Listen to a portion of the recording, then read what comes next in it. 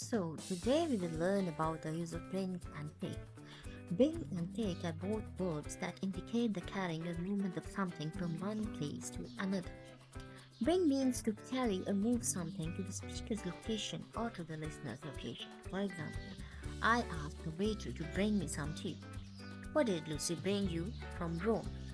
Wait for me here, I will come at 7 and I will bring dates. So, this is the usage of bring. About take, on the other hand, implies carrying or moving something away from the speaker's or the listener's location.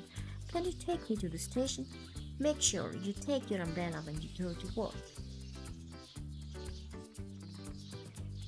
Use either bring or take. When we talk about the person who is in the speaker or the listener, we can often use either bring or take in a sentence, but the choice depends on the point of view.